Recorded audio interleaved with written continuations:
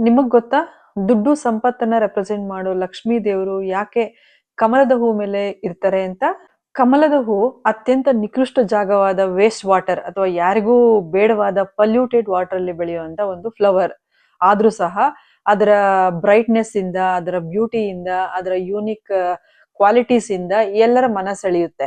ಹಾಗೆ ನಾವು ಸಹ ಎಲ್ಲೇ ಇರ್ಲಿ, ಹೇಗೆ ಇರ್ಲಿ, ಯಾವ ಕೆಲಸ ಆದ್ರೂ ಮಾಡ್ಲಿ, ಯಾರ ಜೊತೆ ಆದ್ರೂ ಇರ್ಲಿ, ನಾವು ಗಳಿಸುವಂತ ಹಣ ತುಂಬಾ ಶುದ್ಧವಾಗಿರ್ಬೇಕು. ಯಾಕೆ ಅಂದ್ರೆ ಆ ಹಣದಿಂದ ನಾವು ನಮ್ಮ ಫ್ಯಾಮಿಲಿನ ಫೀಡ್ ಮಾಡ್ತೀವಿ. ನಾವು ಗಳಿಸುವಂತ ಹಣದಿಂದ ನಮ್ಮ ಮನೆಯ ಸಂತೋಷ, ಆರೋಗ್ಯ, ನೆಮ್ಮದಿ ಅವಲಂಬಿತವಾಗಿರುತ್ತೆ. ಹಿಂದಿಯಲ್ಲಿ ಒಂದು ಸ್ಟೇಟ್ಮೆಂಟ್ ಇದೆ, ಜೈಸಾ ಧನ್ ವೈಸಾ ಮನ್ ಅಂತ. ನಾವು ಗಳಿಸುವಂತ ದುಡ್ಡು, ಯೋಚನೆ ಮಾಡುವಂತ ರೀತಿ, ಊಟ ಮಾಡೋ ಅನ್ನ ಮತ್ತೆ ನಮ್ಮ ಆರೋಗ್ಯ ತುಂಬಾ ಸಂಬಂಧ ಇದೆ.